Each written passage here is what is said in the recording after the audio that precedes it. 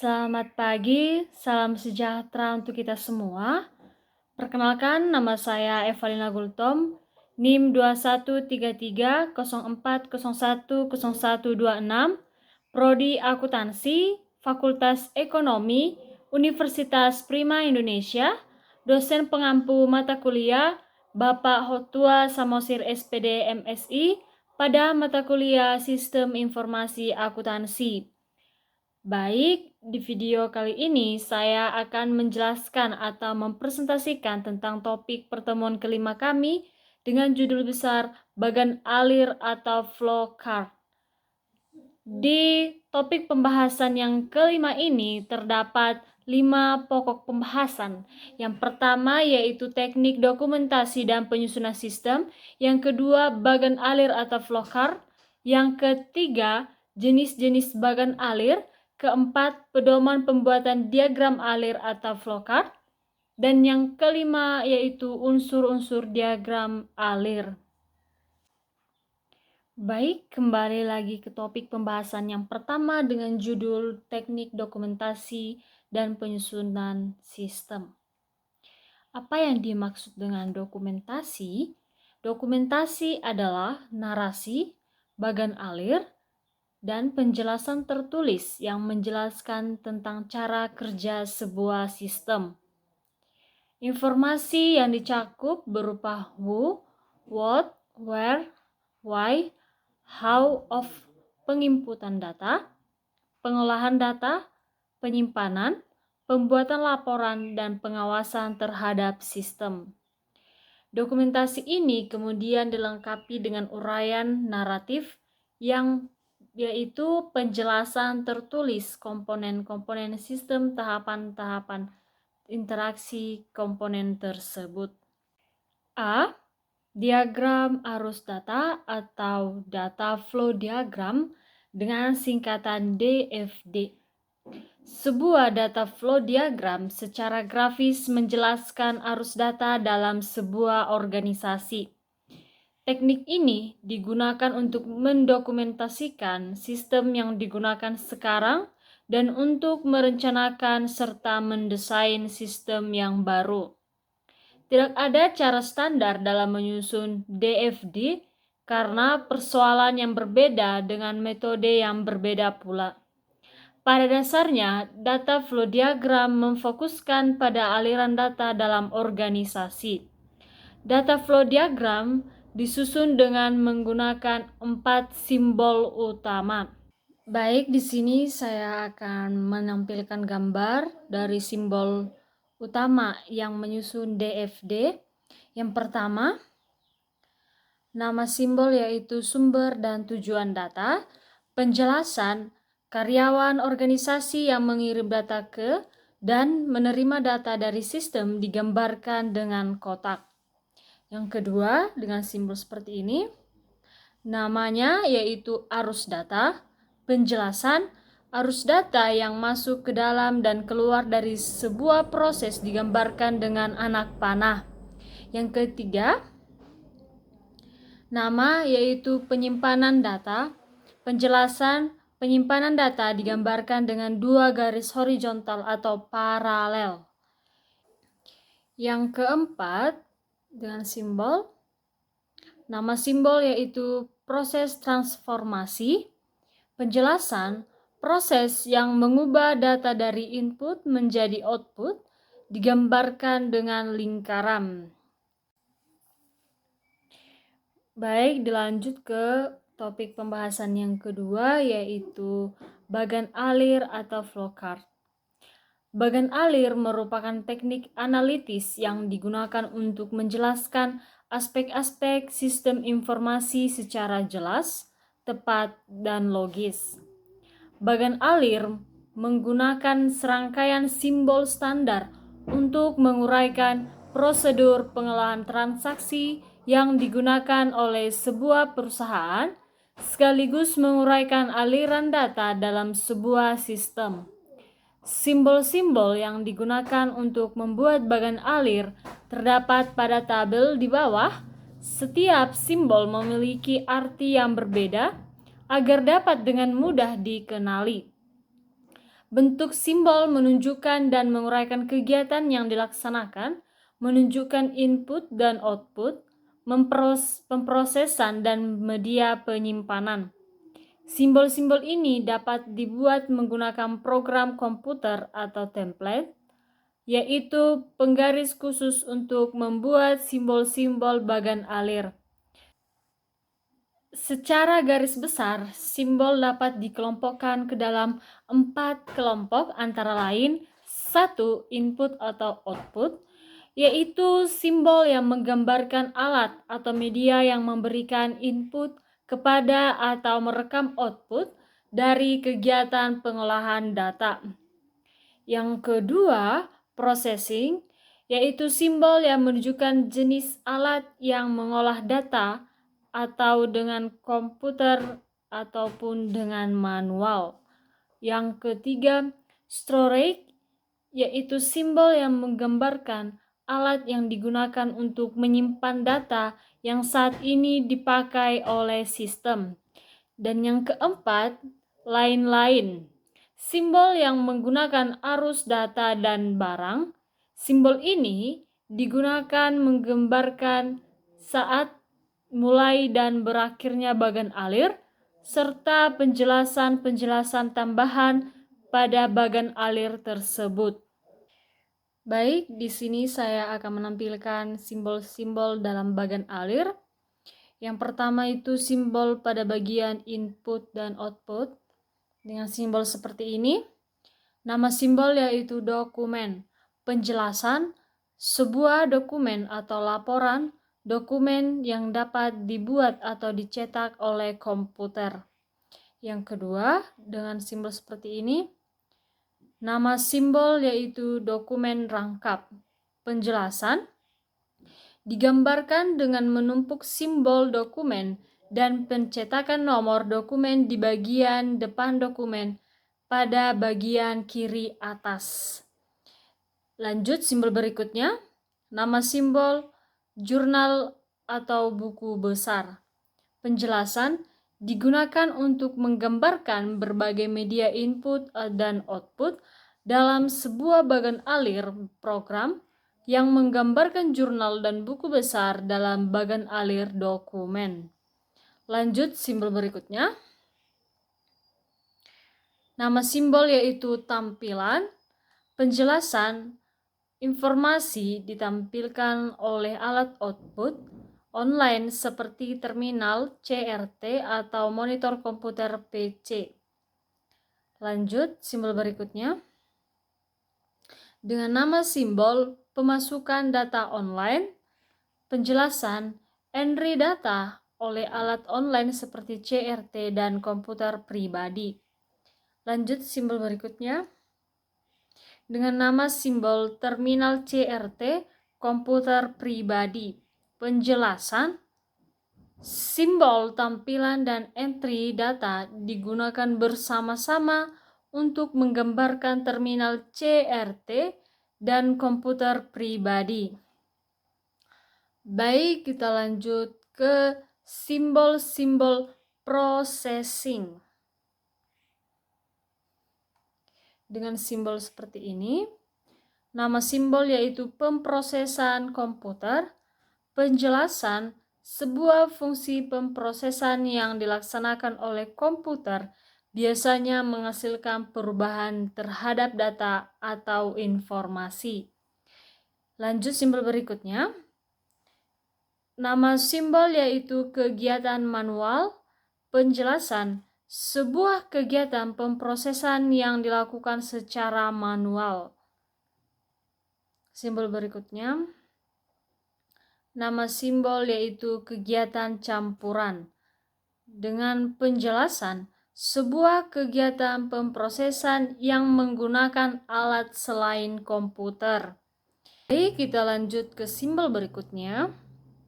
Nama simbol yaitu kegiatan pemasukan dan offline. Penjelasan sebuah kegiatan yang dilakukan dengan menggunakan sebuah alat pemasukan data offline atau entry data ke diskit, register cache. Lanjut. Nama simbol yaitu disk bermagnet, yaitu penjelasan data disimpan secara permanen pada disk bermagnet digunakan untuk menyimbolkan file induk atau master file. Lanjut simbol berikutnya dengan nama simbol yaitu pita bermagnet, yaitu dengan penjelasan data disimpan dalam sebuah pita bermagnet. Simbol berikutnya yaitu disket bermagnet, data disimpan dalam disket. Simbol berikutnya penyimpanan online. Dengan penjelasan data disimpan sementara dalam file online dalam sebuah media direct access seperti disket. Lanjut simbol berikutnya yaitu nama simbol arsip. Penjelasan arsip dokumen disimpan dan diambil secara manual. Huruf di dalamnya menunjukkan cara pengurutan arsip dengan N menurut urut nomor, A urut abjad, T urut tanggal. Baik, kita lanjut lagi ke simbol-simbol arus dan lain-lain. Yang pertama dengan simbol, nama simbol yaitu arus dokumen atau pemrosesan. Penjelasan arah arus dokumen atau pemrosesan. Arah arus normal adalah ke kanan atau ke bawah. Yang kedua, nama simbol yaitu arus data atau informasi. Penjelasan sering digunakan untuk menunjukkan data yang dikopi dari sebuah dokumen ke dokumen lainnya. Yang ketiga, nama simbol yaitu hubungan komunikasi. Penjelasan transmisi data dari sebuah lokasi ke lokasi lain melalui saluran komunikasi. Baik, kita lanjut lagi dengan simbol seperti ini. Nama simbol yaitu penghubung pada halaman berbeda. Penjelasan menghubungkan bagan alir yang berbeda di halaman yang berbeda. Lanjut, nama simbol yaitu penghubung dalam sebuah halaman. Penjelasan menghubungkan bagan alir pada sebuah halaman yang sama. Penggunaan simbol ini untuk menghindari terlalu banyak anak panah yang saling melintang dan membingungkan. Lanjut, nama simbol yaitu arus barang. Penjelasan perpindahan fisik barang digunakan terutama dalam bagan alir dokumen. Lanjut lagi, nama simbol yaitu terminal. Penjelasan digunakan untuk memulai, mengakhiri, atau titik henti dalam sebuah proses atau program. Juga digunakan untuk menunjukkan pihak eksternal. Baik, lanjut ke simbol berikutnya. Nama simbol yaitu keputusan. Penjelasan, sebuah tahap pembuatan keputusan digunakan dalam bagan alir program komputer untuk menunjukkan cabang bagi alternatif berbagai cara. Lanjut ke simbol berikutnya, anotasi. Penjelasan, tambahan penjelasan deskriptif atau keterangan atau catatan sebagai klarifikasi. Baik, kita lanjut ke pokok pembahasan yang ketiga dengan judul jenis-jenis bagan alir. Jenis-jenis bagan alir ini terdapat 3 macam. Yang pertama, bagan alir dokumen atau document flowcards. Yang kedua, bagan alir sistem atau sistem flowcards. Yang ketiga, bagan alir program atau program flowcards. Kita kembali lagi ke yang pertama yaitu bagan alir dokumen atau dokumen flowcards. Bagan alir dokumen menggambarkan aliran dokumen dan informasi antara pertanggungjawaban di dalam sebuah organisasi. Bagan alir ini bermanfaat untuk menganalisis kecukupan prosedur pengawasan dalam sebuah sistem, seperti internal check, dan pemisahan fungsi. Bagan alir yang menjelaskan dan mengevaluasi pengawasan intern disebut dengan intern control flow chart. Baik, yang kedua yaitu bagan alir sistem atau sistem flow charts.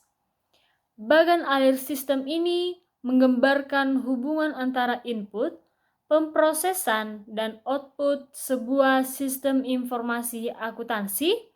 Bagan alir sistem ini merupakan salah satu alat penting untuk menganalisis, mendesain, dan mengevaluasi sebuah sistem. Bagan alir ini secara universal dipakai dalam sistem kerja dan merupakan sarana berkomunikasi yang efektif di antara para penggunanya. Yang ketiga yaitu bagan alir program atau program flowcharts. Bagan alir ini menjelaskan urutan logika pemrosesan data oleh komputer dalam menjalankan sebuah program. Bagan alir ini menggunakan simbol-simbol yang secara khusus dirancang untuk bagan alir ini. Baik, kita lanjut ke topik pembahasan yang keempat, yaitu pedoman pembuatan diagram alir atau flowchart. Bila seorang analisis dan programmer akan membuat flowchart, ada beberapa petunjuk teknis yang wajib diperhatikan. Di sini terdapat 7 petunjuk teknik. Yang pertama, flowchart digambarkan dari halaman atas ke bawah dan dari kiri ke kanan. Kedua, aktivitas yang digambarkan harus didefinisikan secara hati-hati dan definisi ini harus dapat dimengerti oleh pembacanya. Yang ketiga, kapan aktivitas dimulai dan berakhir harus ditentukan secara jelas. Keempat, setiap langkah dari aktivitas harus diuraikan dengan menggunakan deskripsi kata kerja dalam menghitung pajak penjualan.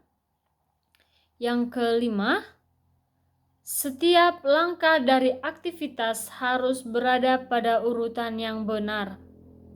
Keenam, lingkup dan range dari aktivitas yang sedang digambarkan harus ditelusuri dengan hati-hati. Percabangan-percabangan atau relasi yang memotong aktivitas yang sedang digambarkan tidak perlu digambarkan pada flowchart yang sama. Simbol korektor harus digunakan dengan percabangannya diletakkan pada halaman yang terpisah atau dihilangkan seluruhnya bila percabangan tidak berkaitan dengan sistem. Yang ketujuh yaitu gunakan simbol-simbol flowchart yang standar. Baik, kita lanjut ke pokok pembahasan yang kelima, yaitu unsur-unsur diagram alir. Unsur-unsur diagram alir ini memiliki dua unsur yang selalu muncul di dalam diagram alir, yaitu percabangan dan perulangan. Yang pertama yaitu percabangan. Secara sederhananya adalah pilihan alur yang diambil dari beberapa opsi yang ada, tergantung dari kondisi yang dicapai. Misalkan pada contoh lampu di atas, percabangan tergantung dari kondisi apakah lampu terpasang atau tidak. Yang kedua yaitu perulangan, digunakan untuk mengulang suatu proses. Perulangan dapat dilakukan terus-menerus selama program berjalan sampai didapatkan kondisi untuk keluar dari perulangan tersebut. Contoh perulangan untuk menampilkan angka 1 sampai 100, kondisi untuk berhentinya adalah jika angka tersebut sudah sampai 100. Baik, sekian presentasi topik kelima yang bisa saya buat. Apabila ada tutur kata yang salah, mohon dimaafkan. Dan nantikan video saya selanjutnya. Terima kasih.